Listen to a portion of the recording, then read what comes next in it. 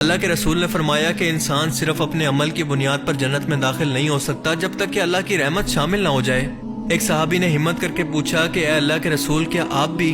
آپ نے فرمایا کہ ہاں میں بھی۔ جہاں رسول اللہ صلی اللہ علیہ وسلم کی ذات کا یہ عالم ہے تو باقی بزرگوں کی کیا اوقات ہے؟ اس کے بعد بیان ہوتا ہے کہ وہی اللہ ہے جس نے انسان کو قرآن کا علم دیا، تمام علوم میں سے سب سے بڑا علم۔ حیرت انگیز طور پر اس کے بعد آنے والے اگلے الفاظ کا سیکوینس انتہائی حیرت انگیز ہے۔ اللہ فرماتا ہے کہ اس نے انسان کو پیدا کیا، یعنی اللہ کی تخلیق کا کلائمیکس ہے انسان، اور اسی نے انسان کو بولنا سکھایا۔ ان دو لائنز کے اندر ایک ایسا راز چھپا ہے جو کہ شاید ہی آج سے پہلے کوئی جان پایا ہو۔ یہ میری خود کی تحقیق ہے۔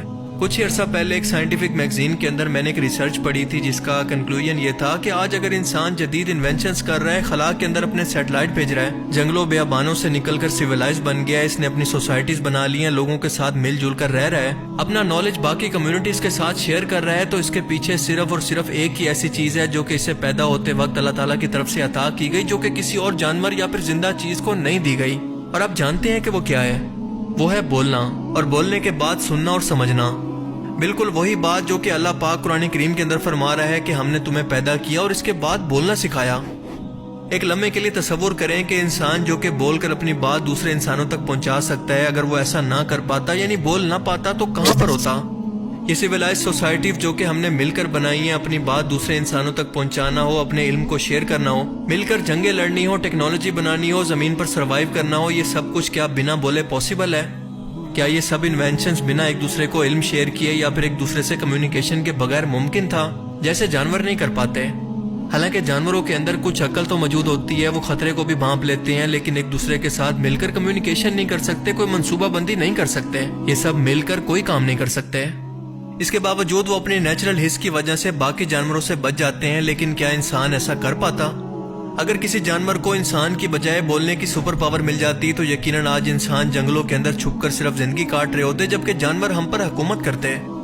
بولنے کی حس ایک ایسی سپر پاور ہے جس کے بارے میں رسول اللہ کی حدیث ہے، جس کا مفہوم ہے کہ بعض بولنے والوں کے الفاظ جادو کا سا اثر رکھتے ہیں۔ تاریخ میں ہم نے دیکھا کہ کئی بڑے بادشاہ، لیڈرز اور دھوکے باز لوگوں نے اپنے الفاظ کے جادو کے اندر لوگوں کو پھنسا کر ان پر حکومت تک کی۔ یہ الفاظ کا جادو وہ جادو ہے جو کہ آپ بنا ٹچ کیے کسی کے جسم کے اندر بجلی بھر سکتے ہیں، موٹیویشن لا سکتے ہیں، یا نا امیدی، غصہ دلوا سکتے ہیں، یا پھر خوشی۔ مثال کے طور پر ایک شخص آپ کو بنا ٹچ کیے اگر گالیاں دینے لگے، برا بھلا کہنے لگے، تو یہ آپ کے جسم کے اندر ایک غصے اور بدلے کی آگ کو بھر دیتا ہے۔ اور بالکل اسی طرح سے اگر کوئی شخص آپ کی تعریف کرتا ہے تو آپ کے پورے جسم کے اندر خوشی کی فیلنگز پیدا ہوتی ہیں، لیکن آپ نوٹ کریں کہ اس شخص نے آپ کو ہاتھ تک نہیں لگایا، بنا کسی فزیکل میڈیم کے اس نے آپ کے جسم کے اندر اتنی ہلچل پیدا کر دی۔ اور یہی تو کہلاتا ہے الفاظ کا جادو۔ اسی عمل کو ہم شروع کرتے ہوئے ایک بڑے سپیکر پر ایک خاص قسم کی فریکوینسی کی آوازوں کو مسلسل چلاتے ہیں، تو دیکھیں اس کا ری ایکشن کیا ہوگا۔